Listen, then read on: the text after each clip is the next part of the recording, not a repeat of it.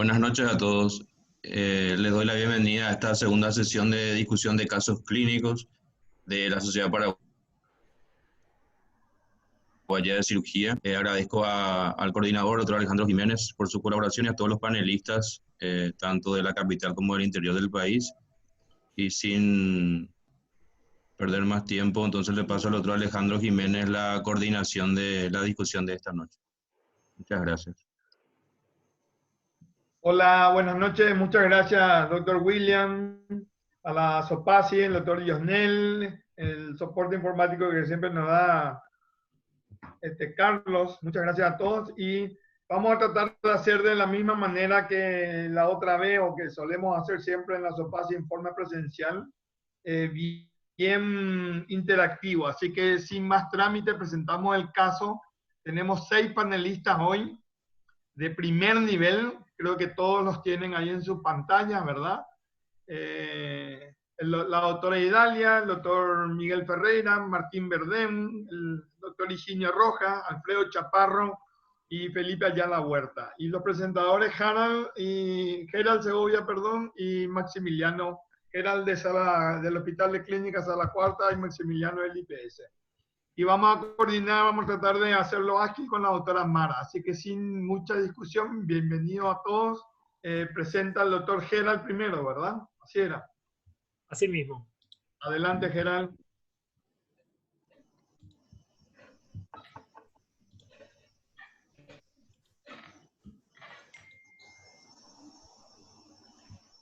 Buenas noches a todos. El caso va a ser sobre una pancreatitis aguda biliar. Yo soy Gerald Segovia, residente de tercer año de la Universidad Nacional de Asunción, Facultad de Ciencias Médicas, en la segunda cátedra clínica quirúrgica.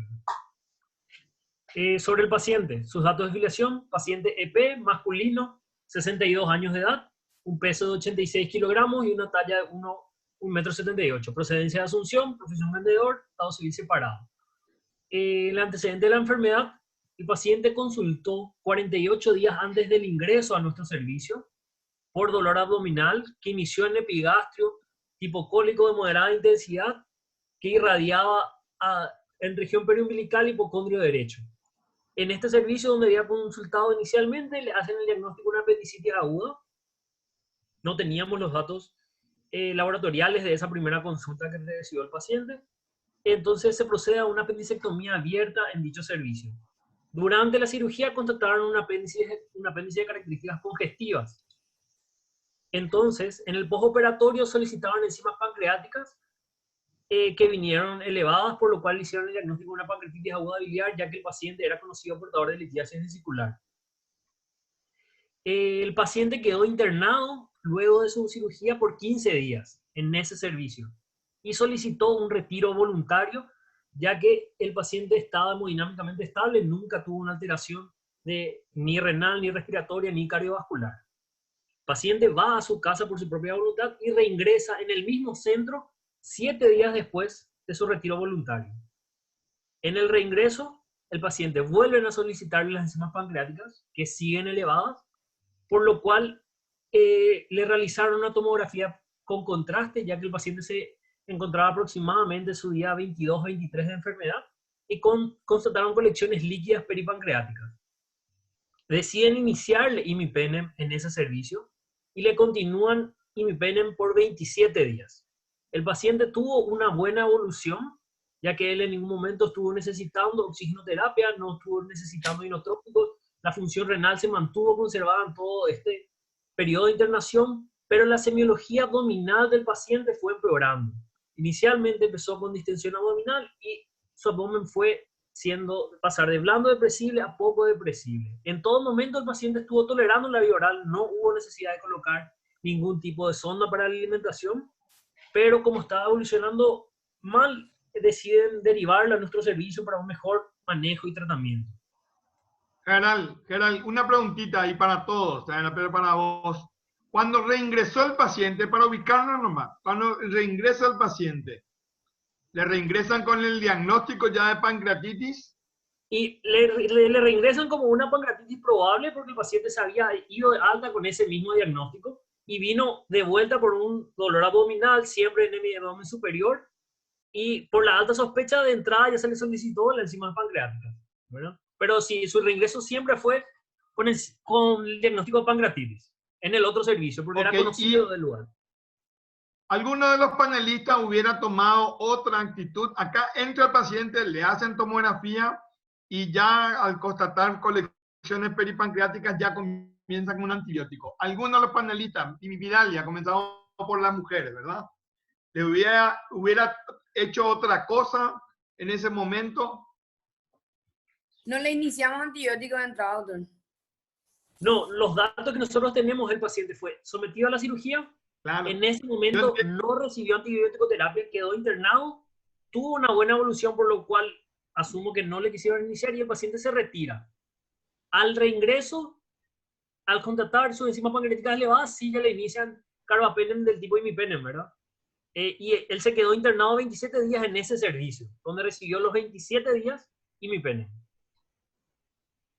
Ok, sí, la pregunta, Jana, es para los panelistas en este momento. Viene el paciente de vuelta, lo tenés ahí, le hacen una tomografía, así como explicaste, y constatan colecciones peripancreáticas. ¿Alguien hace algo distinto a lo que se hizo aquí? Acá comenzaron con antibiótico, y Dalia dice, no le hago antibiótico, ¿qué le haría a Vidalia? Vemos la evolución del paciente en las colecciones, no le hacemos antibiótico de entrada. Ok. Miguel. Doctor Jiménez, acá alguien pregunta si tiene ecografía abdominal.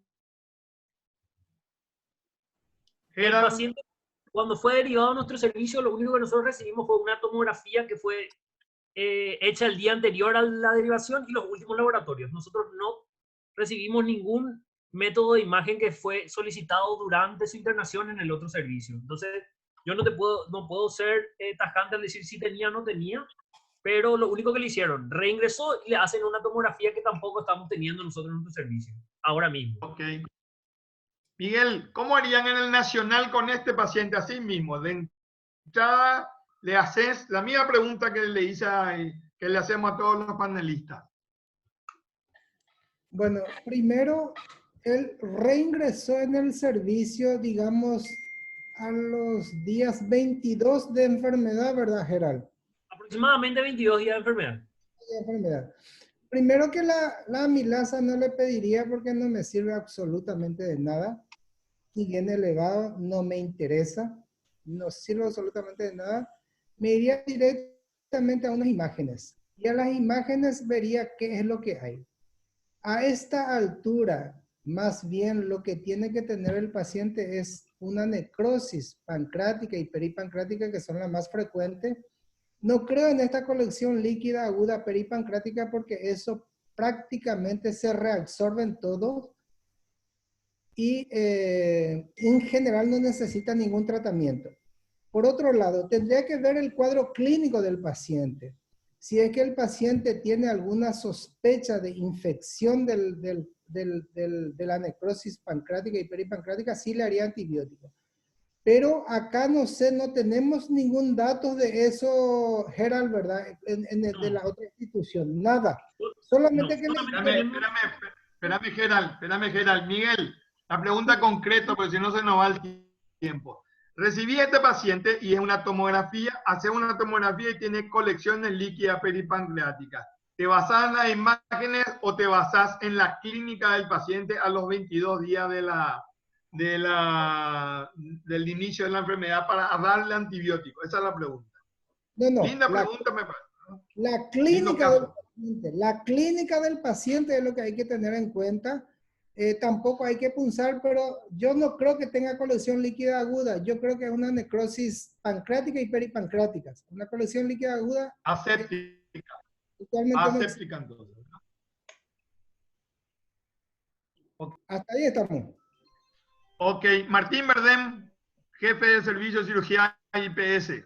Recibí a este paciente, así mismo, tomografía, colecciones peripancreáticas. Sí, escuché y bueno, yo creo que a esta altura, como no tenemos la clasificación de entrada del tipo de pancreatitis que nosotros usamos, leve, moderada, grave o crítica, estoy plenamente de acuerdo con Miguel en el sentido de que a esta altura, si hay una complicación, ya debe ser algo de necrosis infectada. Y es muy importante determinar eso. Y si la clínica, ya que no tengo los datos anteriores, no recibieron alegar si tiene taquicardia, si tiene taquimia, si tiene fiebre, pues no, ya está esperando a tener una ecografía, una imagen para ya iniciar antibiótico-terapia. Pero concuerdo plenamente con Miguel en el sentido de que la colección líquida dura de los primeros días. Este ya está en su tercera semana. Y sí, yo en base a la clínica iniciaría ya antibióticos.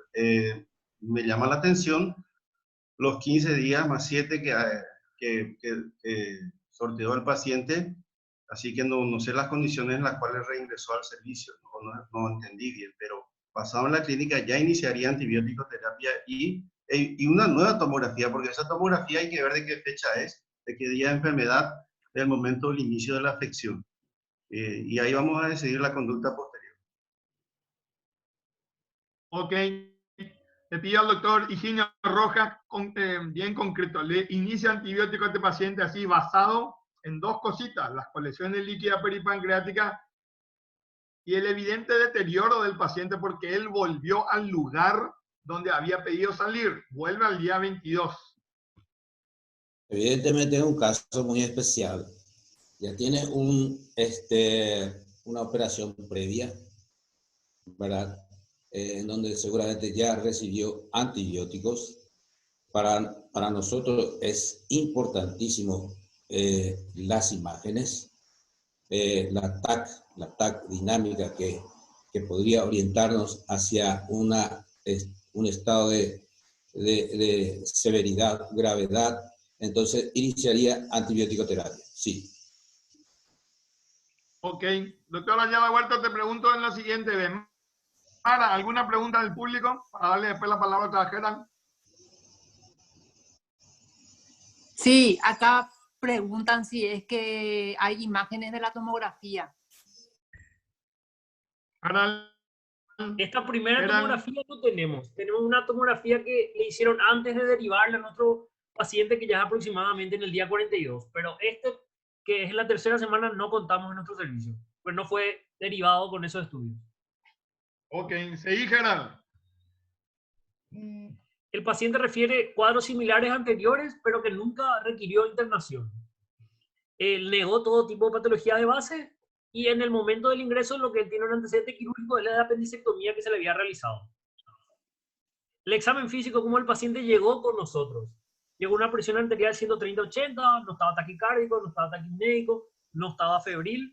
El examen físico era un abdomen globuloso, asimétrico por la cicatriz de McBurney, estaba distendido, pero tiene un abdomen blando, depresible, no dolía, no defendía, no tenía irritación peritoneal, tenía ruidos hidroaéreos. A nivel de la cicatriz de McBurney se podía palpar un defecto de aproximadamente 5 centímetros que era compatible con una hernia incisional sobre dicha cicatriz. Los laboratorios que solicitamos cuando el paciente ingresó con nosotros. De valor tenemos que el paciente presenta una leucocitosis con 17.500 leucocitos, con una desviación a la izquierda, una hemoglobina de 7, una PCR de 64. Podemos ver que su función renal no está alterada. El hepatograma no está alterado. Tampoco estuvo alterado durante toda su internación, según la hoja de remisión que tenemos. Tiene una albúmina de 2,5, un potasio de 3 y amilasa y lipasa elevado por más de 3 veces, ¿verdad? Una amilasa de 420 para un valor normal hasta 90 y una lipasa de 270 para un valor normal hasta 60.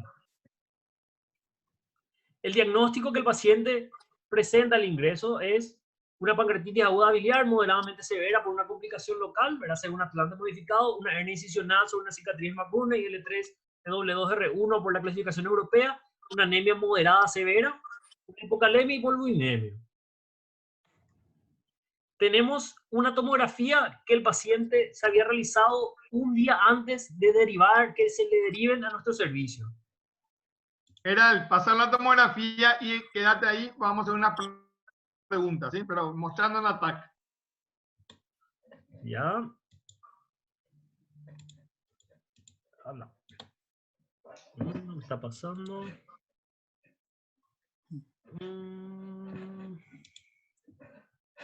Ahí está. En la tomografía lo que podíamos observar era un derrame pleural bilateral. Se observa una pequeña, líquido libre abdominal. También pudimos observar una colección, colecciones hepáticas en segmento 3, segmento 4. que nosotros consideramos como unos abscesos hepáticos. Podíamos ver también el líquido y necrosis, aparente necrosis pancreática en el retroperitoneo. Y sobre la incisión de McBurney vimos que hay francamente una hernia incisional y las asas estaban adheridas a la piel. Se puede ver evidente el líquido libre abdominal. Ok. Doctor Ayala Huerta, conducta para usted. Tenemos el paciente así mismo como presentó y con imágenes nuevas y laboratorios.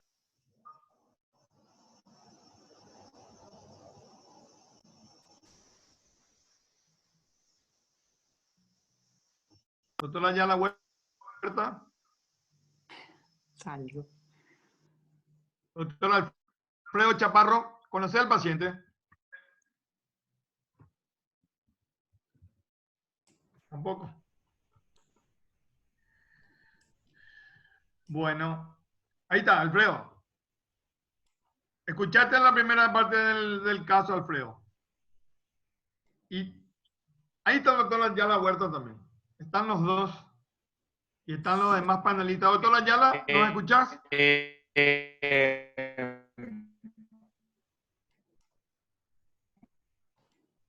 con problemas de...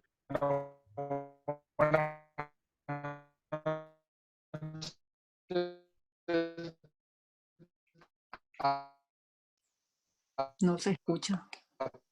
No sé, doctora Ayala Huerta, mientras solucionas tu problema de comunicación porque no te escuchamos, quiero saber qué piensa el doctor Alfredo. Alfredo Chaparro, estás ahí, ¿verdad? No te veo nomás. Tampoco. Miguel Ferreira, vuelta a ti. ¿Qué le haces a este señor, a este joven? Sí, señor. Cortito, decime qué le haces. 2 catéter percutáneos, uno transgástrico, otro no veo si tiene una ventana en... No veo si tiene una ventana.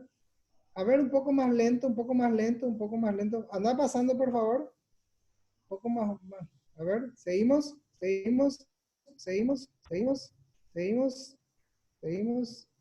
Sí. Sí, 2 catéteres percutáneos transgástricos, lateral izquierda, drenaje del absceso hepático y creo que tiene algo en una colecistitis aguda, también una colecistostomía percutánea. Y si el paciente tolera la vía oral, acá en el hígado hay montones de colecciones, 2 o 3 catéteres, creo que tiene una colecistitis aguda, una imagen muy grande de la vesícula. Le pondría 2 o 3 catéteres en el hígado, 2 catéteres en el páncreas, nutrición del paciente a full y ver la evolución del paciente. Quiero aclarar una cosa y preguntarle al doctor Gerald Segovia, ¿por qué le pidieron amilasa y lipasa cuando ingresó con ustedes? Espera. Vamos a ir a las aclaraciones después, Miguel, porque es interesante la pregunta, pero hay otras opiniones, ¿verdad? Bueno. Y Dalia, ¿le pondrías catéteres ya a este tipo, a este señor de entrada, sí? ¿O esperarías la evolución? No, yo espero la evolución del paciente, cómo ingresa, y el paciente está estable, no está haciendo picos febriles, no veo también, ¿verdad? No informa el doctor allí. Tiene 17.000 de blanco, 17.500 que ahora ingresó y el paciente está estable. Yo esperaría. Ahora sí, tendría que ver cómo está, si realmente eso es un absceso hepático, eso sí le drenaría al paciente, pero el páncreas no le tocaría todavía. Ok, Martín Verdem. Sí, concuerdo en el aspecto de que el paciente está, primero que está infectado, está muy anémico, 7 de hemoglobina. Eso ya habla de un cuadro crónico infeccioso. Y si el centro donde uno recibe este paciente tiene lo que está mencionando el doctor Ferreira, nosotros gracias a Dios tenemos. Concuerdo plenamente con él, no es un momento para ser muy cruento. Y la cirugía percutánea en este paciente se impone para drenar tanto los abscesos hepáticos como los abscesos o las colecciones o necrosis pancreáticas y pancreáticas. Ahora, lo de la vesícula habría que ver y evaluar si con los antibióticos responde bien, porque a veces la colecistostomía percutánea no, por lo menos nosotros no hemos tenido buenos resultados, excepto en los pacientes de terapia, pero sí plenamente de acuerdo, donde hay un cuadro infeccioso, eso hay que drenar. nutrición, ya sea enteral o parenteral, y antibiótico terapia, y esperar la evolución del paciente. Evaluación diaria por el mismo Ok. equipo, 2-3 veces al día. Ok, estamos dos panelistas que le vamos a hacer percutano por lo menos y una que va a contemporizar todavía. El doctor Ayala Huerta solucionó el problema de comunicación, de conexión.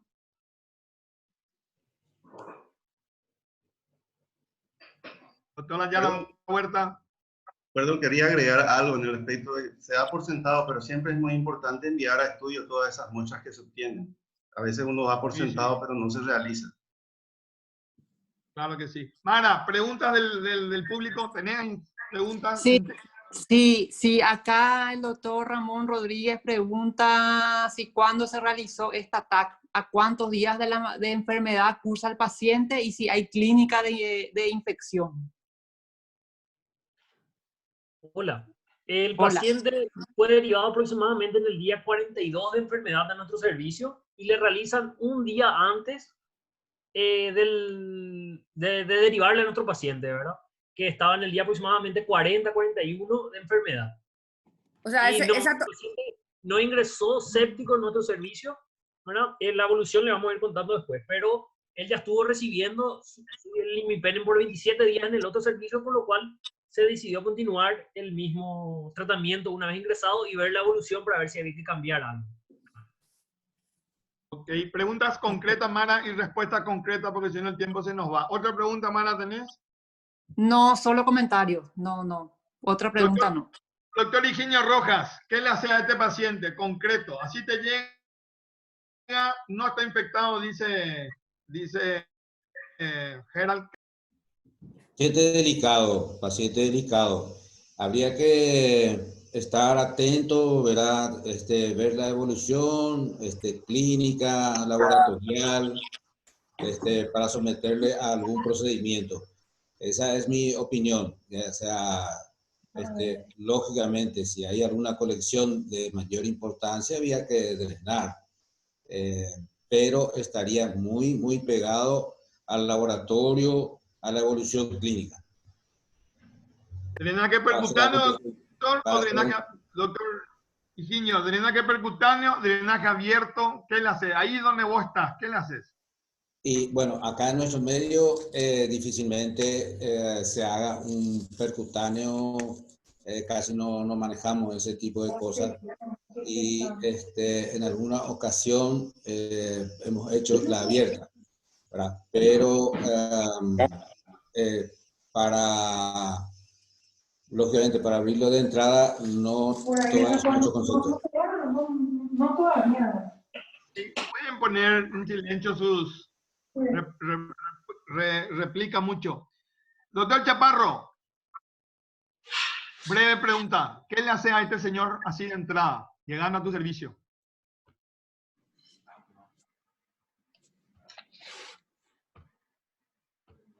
Sí, doctor Jiménez. Coincido con todos los propinantes. A nuestro criterio, este paciente merece un drenaje. Ahora, hay que tener en cuenta una cuestión también que nos hacemos, que nos autocuestionamos, ¿verdad? Este paciente, por lo menos, a juzgar por la imagen, necesitaría 3 o 4 catéteres.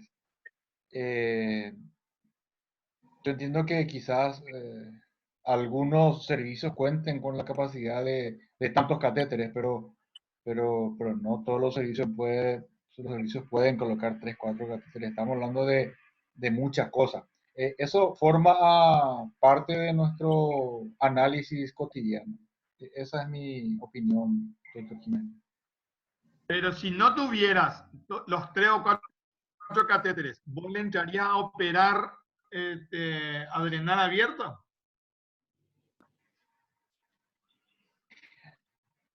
A ver, estamos hablando de un paciente que a esta altura, no sé si Gerard me corrige, ya en su día 20, no sé, 30 de enero. Sí. 40 y algo. Entonces, ¿qué más después de esto? podríamos hacer. La pregunta es, la pregunta concisa, respuesta concisa. Tengo los 3 pacientes, 5 percutáneos. No tengo, bueno, entonces tengo que ordenar esas colecciones, sobre todo si me está manifestando un estado de infección de origen abdominal. Ok. Me las tengo Ok. que ver. Doctor Gerald, terminar de Sí. contarnos, nos quedan 4 minutos. Bueno, Me las tengo que ver. el informe tomográfico que ya informamos antes de lo que voy a mostrar, la pregunta que haría usted, que ya fue respondida. Vemos la foto de la primera hoja del paciente, ¿sí?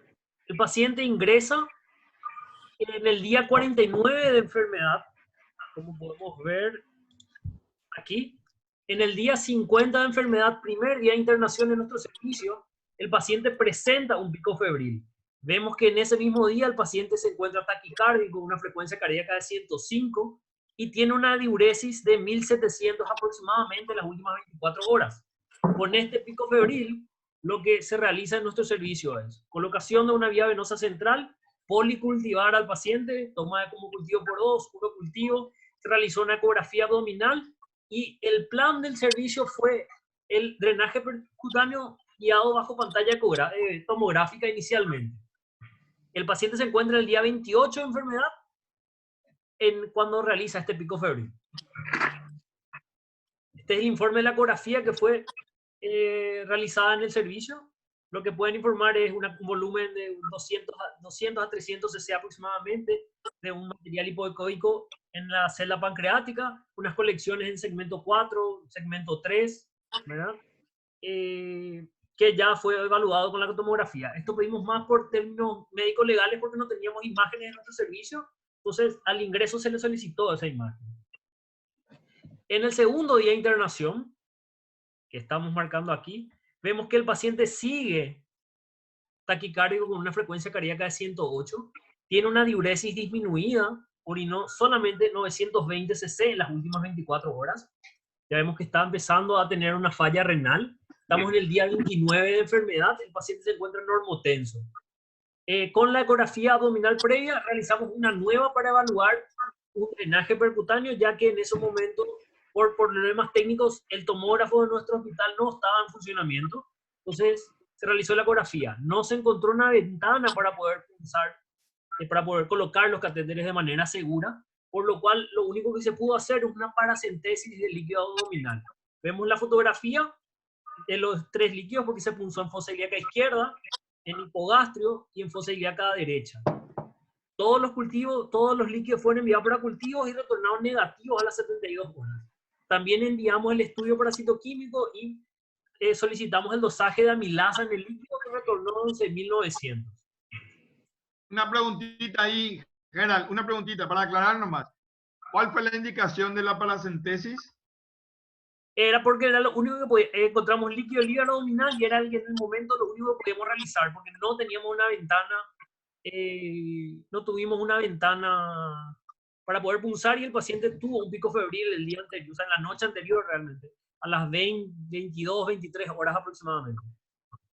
O sea, era para tomar muestras. Para tomar muestras. No era para drenar una... No, era para toma de muestras. Ok.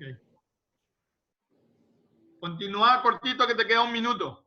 Bueno, cuarto día de internación que podemos ver aquí. El paciente se mantuvo febril por 72 horas. El paciente sigue taquicárdico, normotenso, está con una mejoría de la leucocitosis, pero tuvo un cambio en la semiología abdominal. El paciente ya amanece con un abdomen más tenso, un poco depresible, no tiene defensa, no irrita.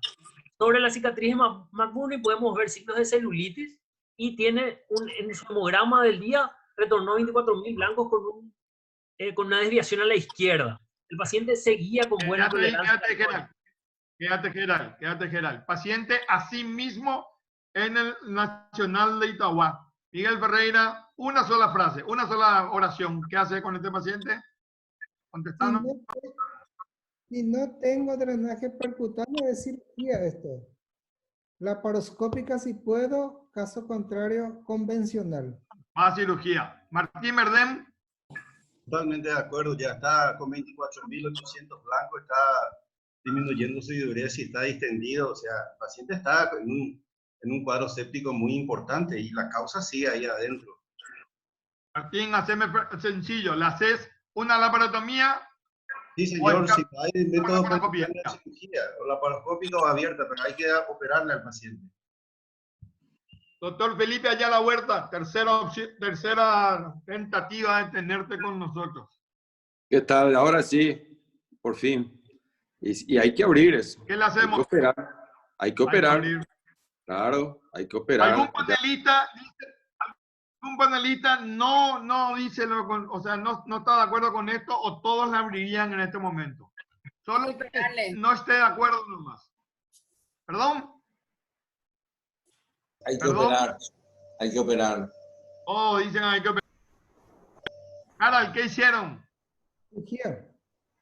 El paciente fue a una cirugía, se realizó una laparotomía exploradora.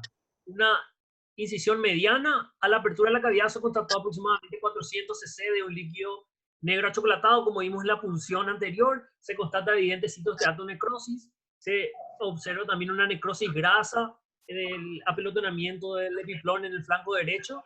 En el Morrison, otra colección de aproximadamente 200 cc. Se accedió a la celda pancreática a través del mesocolon. Se realizó la necrosectomía abierta y se constató en el retroperitoneo 400 cc del mismo líquido que estábamos en la cavidad abdominal.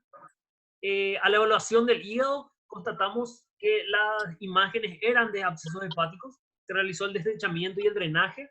Se hizo una colecistectomía y se realizó CPO durante la cirugía. Se constató un buen pasaje, una buena extensión de las vías biliares intrahepáticas y extrahepáticas, buen pasaje de contraste duodeno, no existió defecto de relleno. Se realizó un tuareg quirúrgico y colocación de drenaje tubular, lecho hepático y en la celda pancreática. Y también se realizó un cierre primario del defecto de la hernia incisional que tenía sobre su incisión de magnolia. El paciente en el primer día postoperatorio, como vemos aquí, amanece taquicárdico, con una presión arterial disminuida con respecto a los otros días anteriores, pero con una buena diuresis de 3000 cc en las últimas 24 horas, está con el día 33 de antibiótico. El drenaje abdominal dio 160 de líquido seromático y el drenaje del retroperitoneo 113 cc de un líquido turbio con restos necróticos. En el segundo día postoperatorio, que vemos aquí, el paciente está mejorando la frecuencia cardíaca, está con 18 frecuencia respiratoria, tuvo 2800 cc de diuresis en las últimas 24 horas, pero presenta un pico febril en la noche. El drenaje abdominal seguía siendo seromático, el drenaje retroperitoneo estaba en aumento, casi 200 cc de un líquido turbio con restos necróticos. En su hemograma de control estaba con 13.600 blancos. El paciente inició la tolerancia al líquido. Cortito, Gerald, danos la evolución final, ¿sí? Como podemos ver, el paciente del segundo día al quinto día presenta una febrícula, no caracterizó para fiebre, empezó a tener un godet con aproximadamente hasta la rodilla. El drenaje abdominal siempre se mantuvo entre 130, entre 120, 130, el drenaje retroperitoneo siempre de 100 a 150 cc, y los cultivos que se tomaron en la cirugía, que fueron varios, aproximadamente 5, todos retornaron negativos, o sea que sin desarrollo bacteriano a las 72 horas. Entre el cuarto y el séptimo día postoperatorio, vemos que el paciente tenía una mejoría de la frecuencia cardíaca, no estaba taquicárdico, estuvo arrastrando una diuresis, pero fue mejorando. Lo llamativo es que el paciente tuvo un aumento del débito de su drenaje del retroperitoneo por este pico febril que presentó en el quinto día, con blancos de 19.800 en aumento, pero el paciente estaba con mejoría de la clínica abdominal, se decidió hacer un punto de corte, por lo cual se le retiró todos los catéteres, se le suspendió su antibiótico terapia, se le retiró la sonda vesical. El paciente se mantuvo febril por 48 horas en el servicio y vuelve a repetir 2 picos febriles el día de ayer, con aumento de la frecuencia cardíaca, pero sin hipotensión. Por lo cual se evalúa evaluamos la herida operatoria, constatamos una evisceración grado 1 que se trató con una faja de Montgomery porque el paciente estaba hipoalbuminémico, no daba para hacer otro nuevo cierre primario. Y el plan con el paciente en el día de ayer, que estaba con glóbulos blancos de 12.300, otra vez en descenso, era una tomografía con contraste para evaluar si iniciamos o cambiamos antibiótico-terapia. Lo que hay que recalcar que todos los cultivos del paciente siempre retornaron negativos. Esto se puede dar a una esterilidad que tuvo porque está recibiendo aproximadamente 40 días de antibiótico. Y lo que quedaría pendiente es hoy que se estaría realizando en el transcurso de la tarde-noche su tomografía nueva para evaluar qué podríamos hacer. Ok, Gerald, o sea, este es un paciente que sigue internado, ¿verdad? Sigue internado. Pero en planes de salir. Una sola pregunta tengo para ustedes, para todos los panelistas. Comenzando por Chaparro, que no nos contestó casi nada porque no pudimos encontrarle. ¿Le harías a este paciente algún tipo de suplementación con enzimas pancreáticas? ¿Sí? ¿No? ¿Cuánto?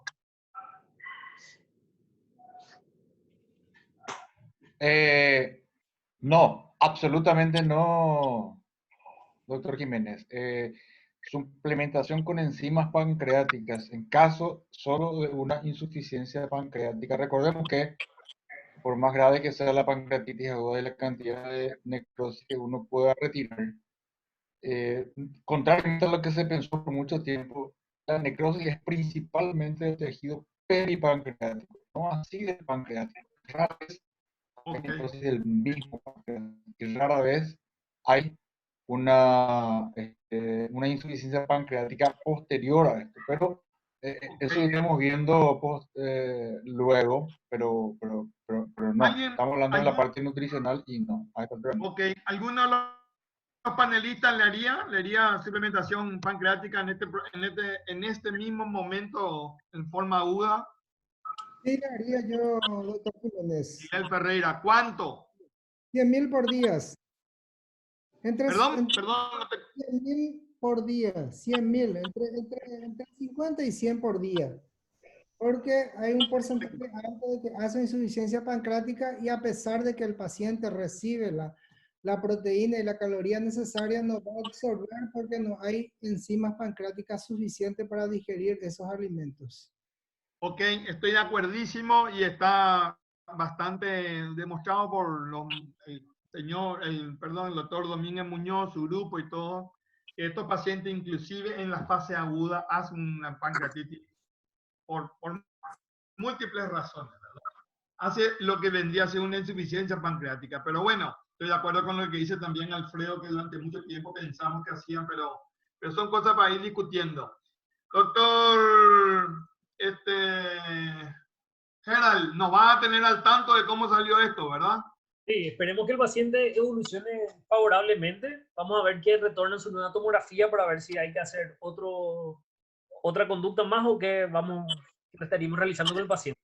Pero clínicamente, como vemos, el paciente está evolucionando relativamente bien para lo que tenemos experiencia en pancreatitis que pueden llegar a sacarnos del sueño en varias oportunidades. Perfecto. Mara, a los panelistas al público le vamos a pedir más preguntas para el siguiente caso que nos va a dar Maximiliano. Gracias, Gerald, y seguimos con el siguiente caso, la gente del IPS. Bueno, muchas gracias a todos. Sin pérdida de tiempo, porque si no hay que pagar internet. Y va a pagar Gerald porque usó mucho. Buenas tardes, miembros oyentes. El caso clínico que yo le voy a presentar es de un hombre de 66 años, procedente de Capiatá, cuyo motivo de consulta fue dolor en epigastrio y coloración amarillenta de piel y mucosas. El cuadro inició aproximadamente un mes antes del ingreso con dolor en epigastrio de inicio insidioso, tipo cólico, de leve a moderada intensidad que irradia a hipocondrio derecho.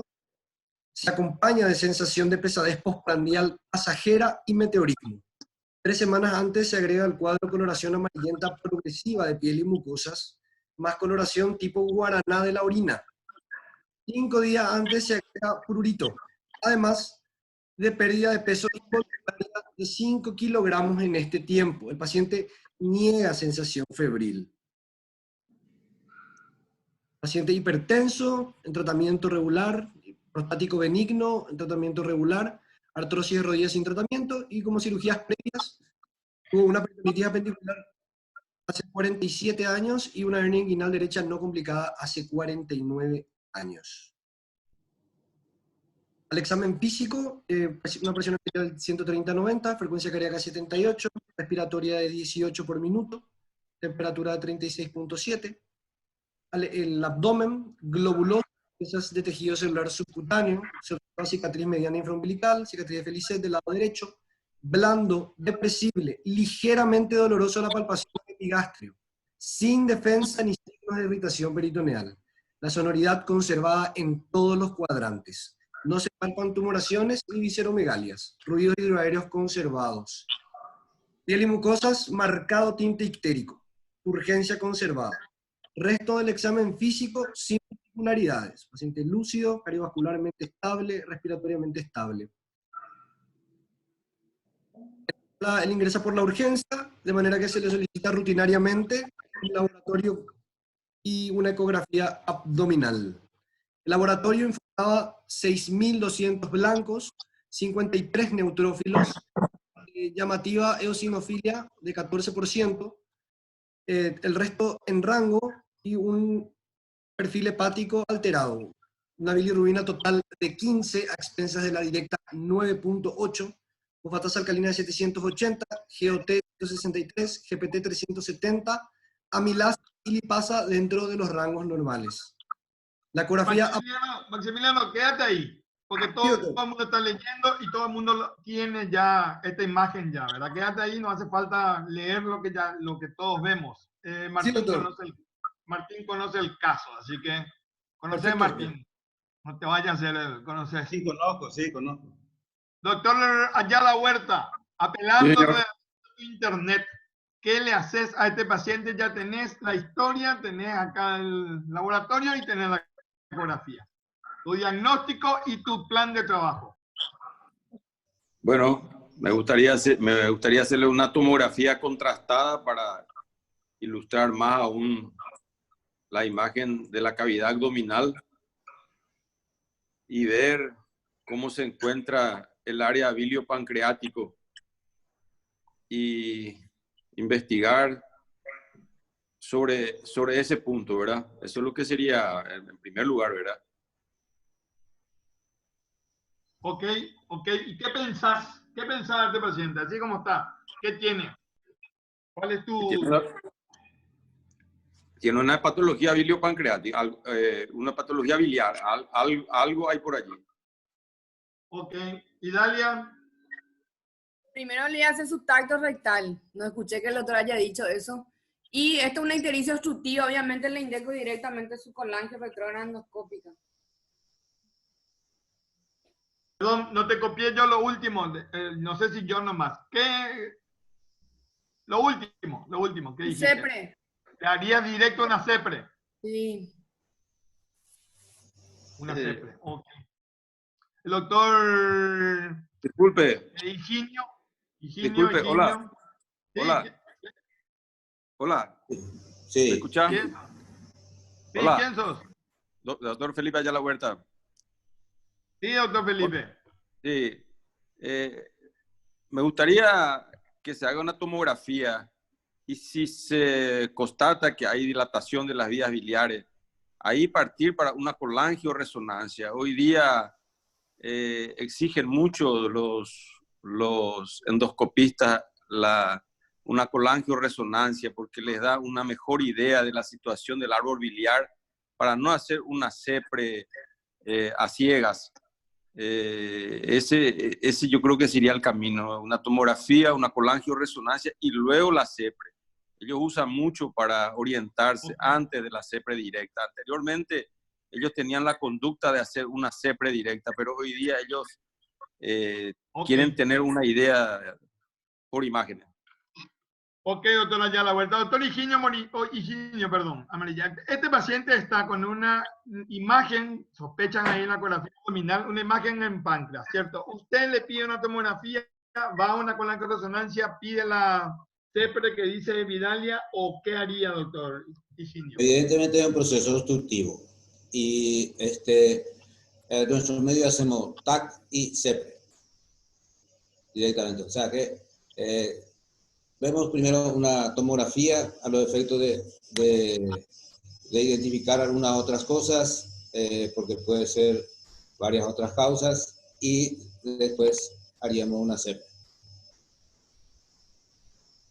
Miguel, no es por nada que te voy a ir hacia ustedes, pero yo sé que ustedes están calientes por contestar. Pero cortito, Miguel, cortito nomás, cortito. ¿Qué le van a hacer? Marcadores tumorales, tomografía con contraste y resonancia con contraste. Perdón, tomografía con contraste y después ¿qué? Resonancia de abdomen con contraste. Vías biliares, páncreas. Gerald, corta tu micrófono, por favor, porque se escucha todo. Marcadores tumorales CA19 y CA125. Le haría en este paciente, sospechando lo que vos decís, ¿le harías una CEPRE o no tocarías esa vía biliar? No, CPRE jamás. Bueno, ya, gracias. Doctor Alfredo Chaparro. Apaga tu micrófono, Miguel, por favor. Alfredo Chaparro. Doctor Jiménez, me perdí una parte porque tuve que salir y entrar otra vez. No me pasaban las imágenes. Bueno, ok. Preguntas, Mara, preguntas del público. Ahí el profesor Nelson Arellano está preguntando alguna cosita y hay otras personas. ¿Alguna pregunta, Mara, del público? Sí, el doctor Arellano hace comentarios, no, o sea que no preguntas. No sé si digo lo que piensa. Claro, él tampoco está de acuerdo con algunas cosas, ¿verdad? No. Él dice que va a solicitar TAC más marcadores y CEPRE contraindicado, si es neo de CA de cabeza de páncreas. Ok. Sí. Doctor Alejandro, sí, totalmente de acuerdo con los colegas. Acá la imagen ocular, perdón, ahí me perdiste.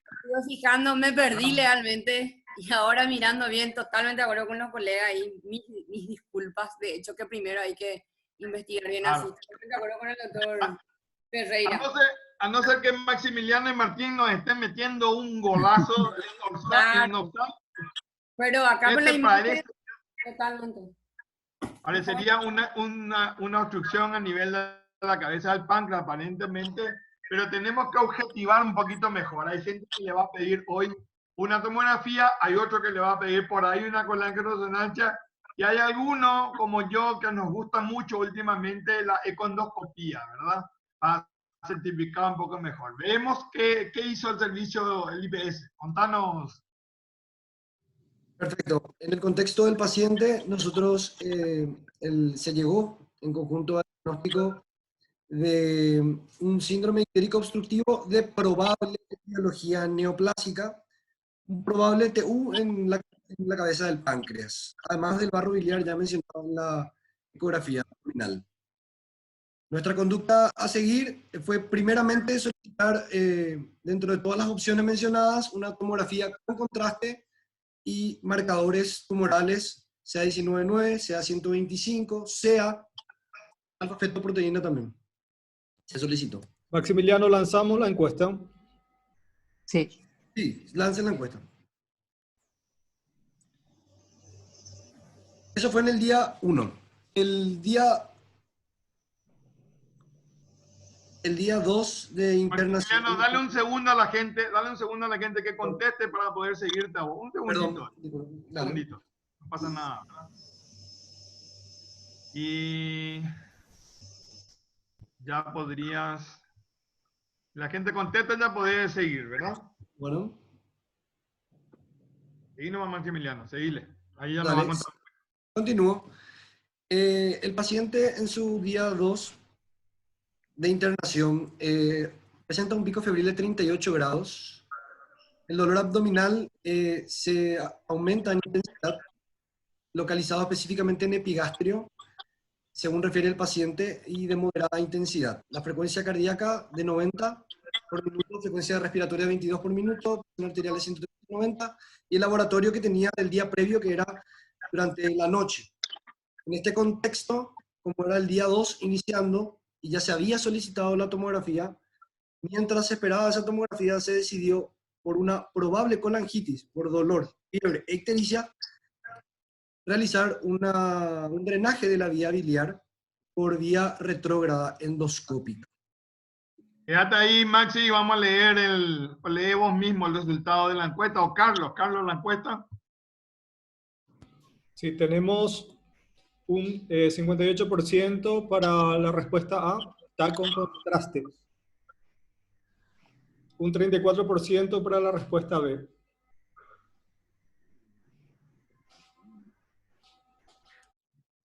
La mayoría le haría entonces una tomografía y un grupito de gente un poquito más selectiva haría una CRM, más una resonancia. Perfecto.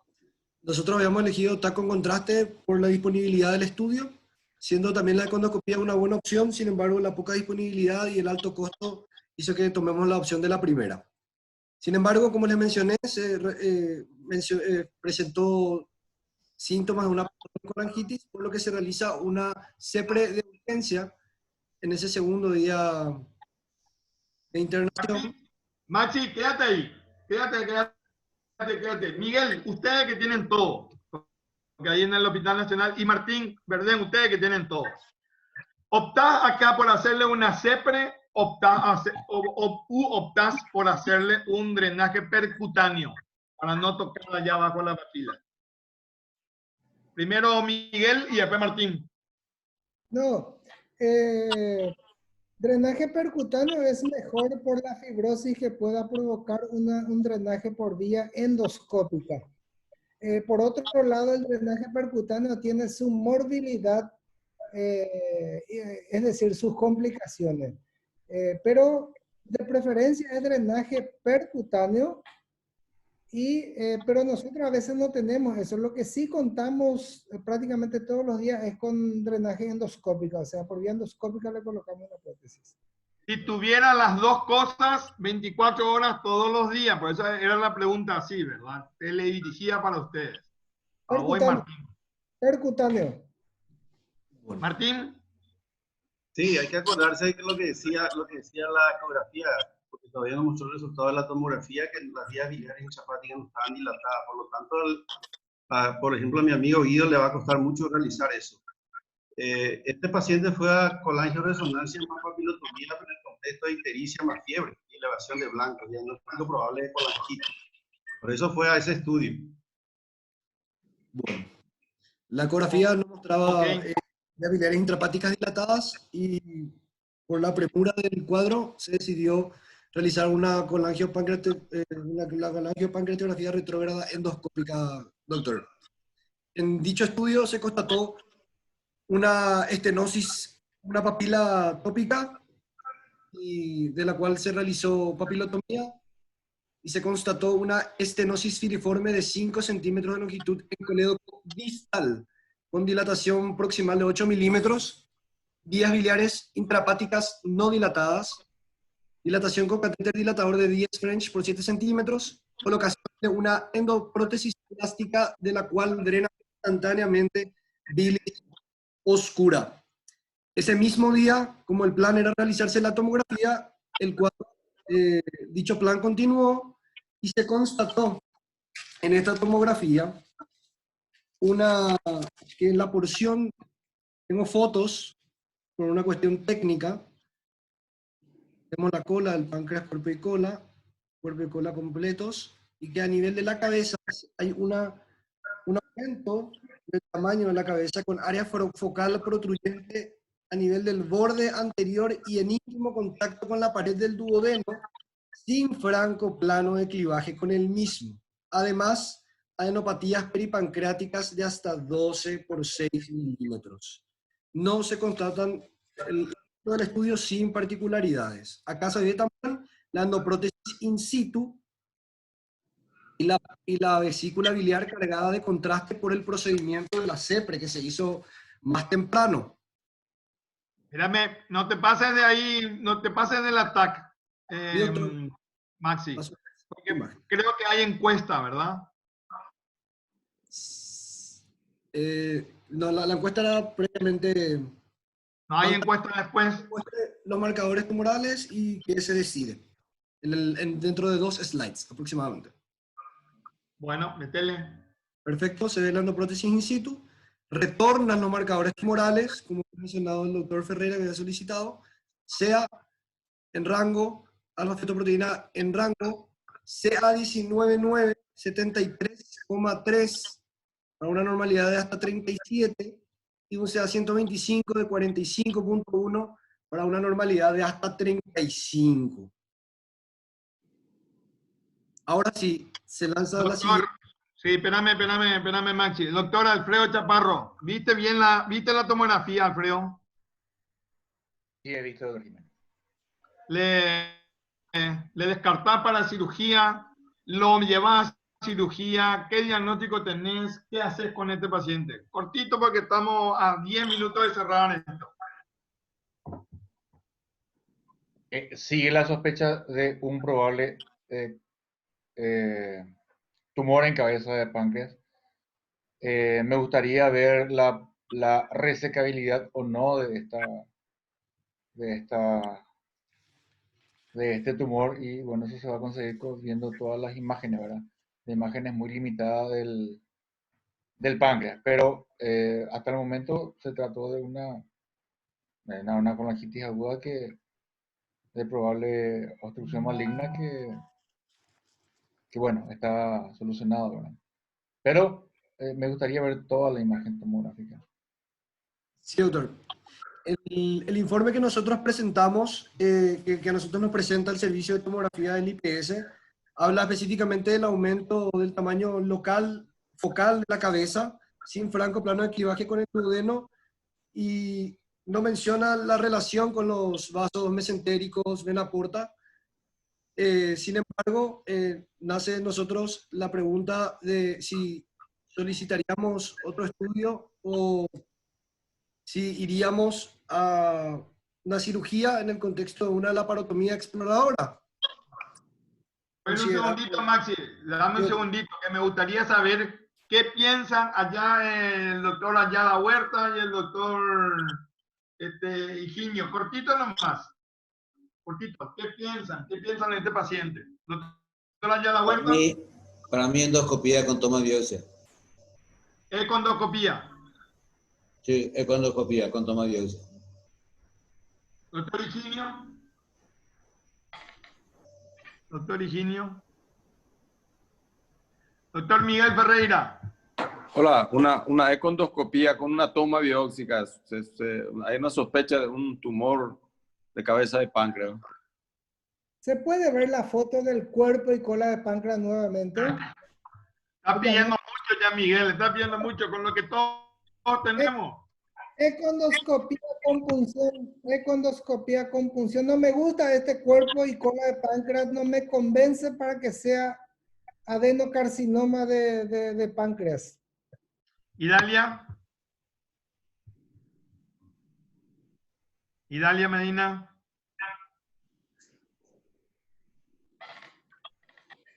Idalia. Está apagado tu micrófono, Idalia. Está apagado. Hola. Sí, ahora. Le envío al Nacional para que le hagan su econdoscopia y toma biopsia. Ahí el doctor Ferreira le va a recibir.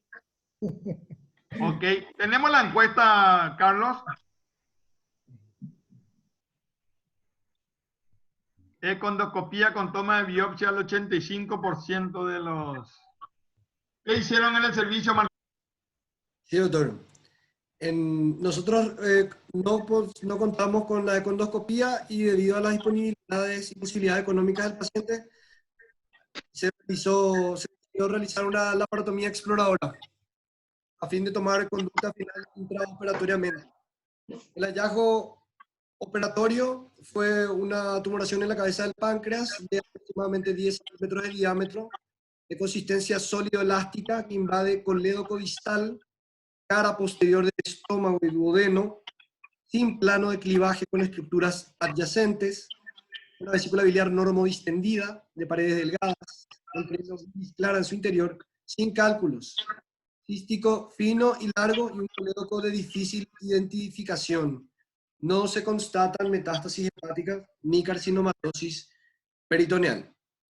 Y aquí nace la siguiente pregunta, en el contexto de esta tumoración aparentemente irresecable, sin planos de clivaje con estructuras adyacentes. Nace la última pregunta de mi presentación. Si en este contexto procedemos a una duodenopancreatectomía cefálica, la derivación biliodigestiva, una toma de biopsia, o colecistectomía más toma de biopsia, otra opción que tenga el... Maxi, ustedes están planteando el problema intraoperatorio. Estás con la panza abierta, ¿verdad? Exacto. En la laparotomía está, ¿verdad? La laparotomía exploradora, exacto. Una corrida mientras la gente vota, vamos a preguntarle a los panelistas. Mientras tanto la gente vota. ¿Qué hacen con este paciente? Está en la laparotomía. Doctor Chaparro, cortito, estás en plena laparotomía y te encontrás con esto. Yo, con este paciente, su vía biliar está drenada con una prótesis. Supongo que la imposibilidad de disecar el coledo para hacer una derivación digestiva es el tumor que invade también, y me parece que, ¿verdad? Pues sería bueno ver toda la tomografía. Yo tomaría biopsia y sabría porque tengo la vía biliar drenada. Se trata, también nos faltaría saber si es que tenía una buena tolerancia a vía oral, si había una suerte de obstrucción intestinal alta. Entonces, en ese caso le haría una derivación también gastro-yeyunal, ¿verdad? Para paliar esa posible obstrucción, que no estoy seguro si está o no está, porque no tenemos. Pero lo menos posible, no hay mucho futuro si es que esto es un tumor como aparenta ser. Ok, pero entonces... está drenada. Biopsia y derivación gastro-yeyuno es tu opción, Alfredo, ¿verdad? En caso de que el antecedente clínico me indique que necesita una derivación gastro-yeyuno. Ojo, porque si no necesita, no le voy a hacer. No se ha demostrado que sea beneficioso una derivación gastro-yeyuno en caso de una obstrucción neoplásica del duodeno, si es que el paciente previamente no tenía síntomas. Un tercio del público le haría Whipple, un cuarto y dos cuartos, un cuarto le haría una derivación biliodigestiva y el otro cuarto le haría solamente la biopsia. El doctor Ayala Huerta, ¿qué le haría? Solamente una biopsia, lo menos agresivo posible, creo. Perfecto. Que, ¿no? El doctor Higinio, ¿qué le haría a este paciente? La panza abierta. Si estuviese con mi compañero doctor Roberto Mura, una Whipple. Bueno, el doctor Mara, ¿qué escuchas del público? ¿Qué dice la gente ahí? ¿Algo raro? ¿Alguna cosa más que no se dijo? No, opinan que muchos harían biopsia. Acá otros preguntan si por qué no se le colocó un stent metálico antes. Bueno. Nada más. El doctor... Alejandro, permiso. Sí. Sí, te escucho. Como yo fui el cirujano, quiero aportar algo más, ¿verdad? Porque concuerdo plenamente con el comentario de mi amigo y hermano Nelson Arellano, a quien envía un saludo. Sí, Nelson, había barro biliar. La vía biliar prácticamente no se identificaba y del páncreas estaba más tumefacto que tumoral, como una pancreatitis crónica. Entonces lo que se realizó fue una colecistectomía y una buena toma de biopsia. A vos me te iba a preguntar al final, Martín, porque yo soy el que lo operaste, ¿verdad?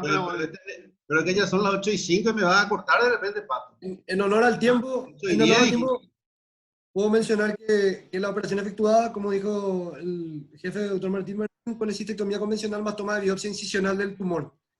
En este cuadro podemos ver cómo el día 1 él había ingresado con 15 bilirrubina total, se había hecho su CEPRE el día 2 con colocación de una prótesis plástica y vemos cómo hay un descenso progresivo de la bilirrubina total con la presencia de la endoprótesis. Lo mismo se puede ver en este gráfico, donde se ve la bilirrubina total a expensas de la directa desde el día 1 donde se realiza la CEPRE en el día 2 y un descenso progresivo a lo largo de la internación.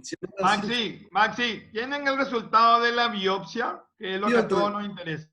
Así mismo, rápidamente, el paciente fue dado de alta por mejoría laboratorial y vuelve nuevamente 22 días. Él tenía que irse ambulatoriamente y retornar con su biopsia. Y antes de retornar solamente con su biopsia, retorna 22 días después con un cuadro similar de ictericia, dolor, deposiciones líquidas ocasionales y, repito otra vez, su ictericia, ¿verdad?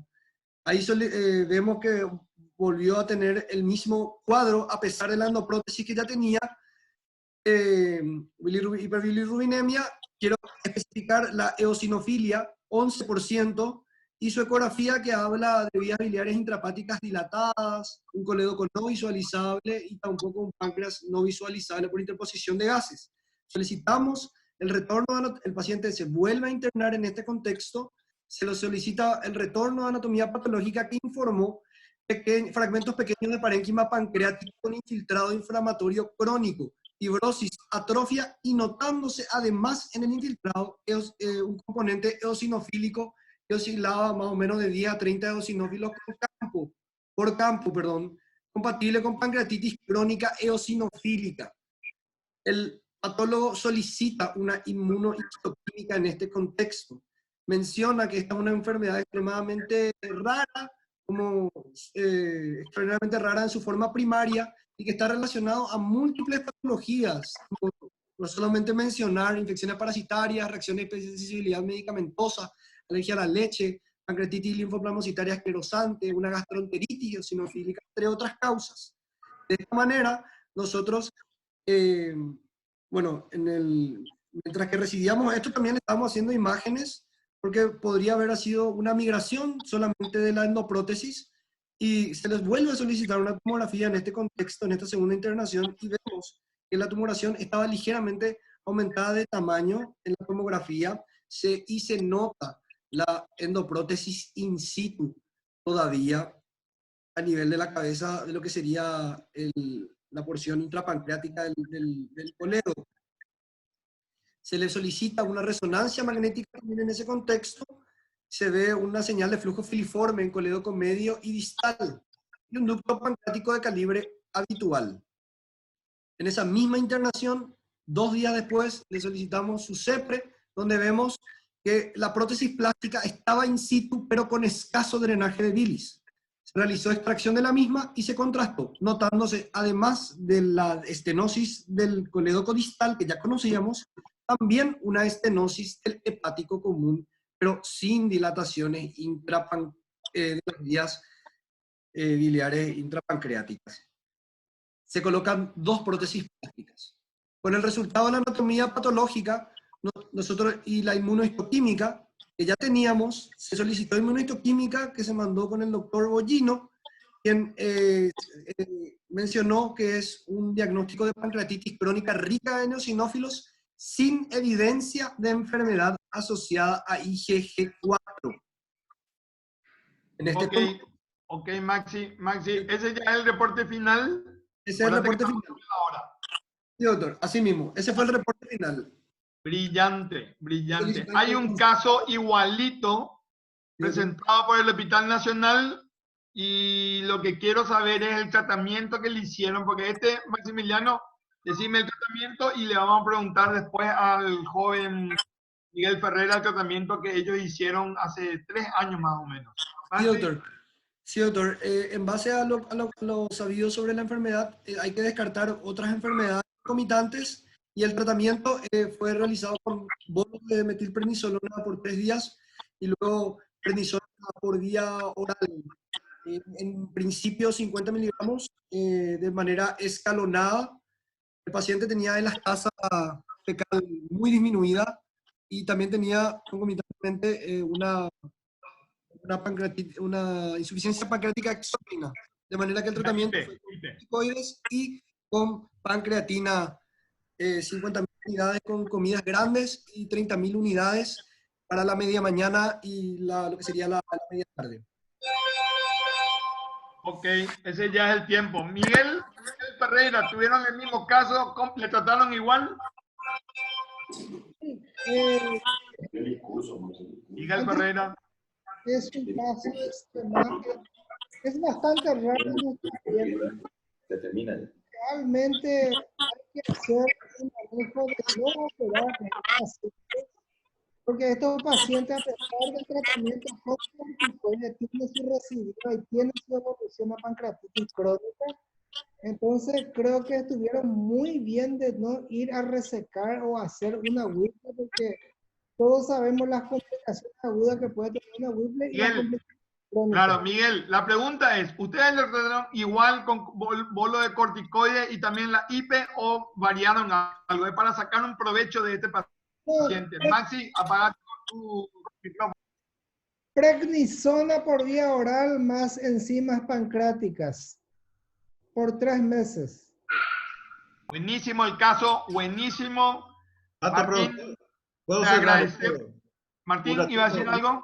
Dame un minuto, sí. Trabajamos conjuntamente con gastroenterología y este paciente se hizo reumatología porque se hizo estudio de endoscopía con biopsia gástrica, biopsia duodenal, biopsia colónica, donde también informa infiltrado de eosinófilos, es decir, una enfermedad general también con manifestación a nivel de páncreas. Está bien estudiado este paciente, también tiene muchos otros estudios que por el tiempo ya no vamos a poder comentar todo, pero sí que es importante acá destacar que si hubiésemos tenido la ecoendoscopía con biopsia hubiese ahorrado la cirugía, porque es lo que yo hice por vía quirúrgica. Pero Nelson Arellano mencionó muy bien, es un estudio que cuesta $1.500 y no todos tenemos esa capacidad económica. Nosotros no disponemos en el instituto, entonces optamos por realizar esa cirugía. Así que es una enfermedad eosinófila tanto en estómago, en duodeno, en colon y también a nivel de páncreas. Ese es el diagnóstico final de este paciente, que está hecho también con gastroenterología y también nosotros le seguimos. Brillante, Martín. La econdoscopía habíamos pedido mucho al comienzo. Lógicamente la limitancia es el costo económico. Mara, una palabra y después le pasamos. Le agradecemos a todos. Los dos casos son fantásticos, nos ayudan mucho. Mara, algunas palabras y después ya le pasamos al doctor William el micrófono. Sí, muchísimas gracias a todos por su participación. Doctor William. Si no está el doctor William Villalba, el doctor Yosnel. Sí, Alejandro, excelente la coordinación. Muchísimas gracias a todos los panelistas, como también a la gente que estuvieron del otro lado. Excelente, damos por finalizado el día de hoy nuestro Ateneo. Muchísimas gracias al Servicio de Sala Cuarta y al IPS por compartir con nosotros. Muchas gracias a todos. Lastimosamente el tiempo es cruel, pero fue de provecho y nos quedamos con las ganas de seguir en este tema. Gracias, Carlos, por el soporte informático que nos haces. Muchas gracias a todos. Gracias a usted. Chao, chao. Gracias, gracias. Muchas gracias. Chao, chao, chao, chao, chao. Chao, chao. Muchas gracias. Chao, chao.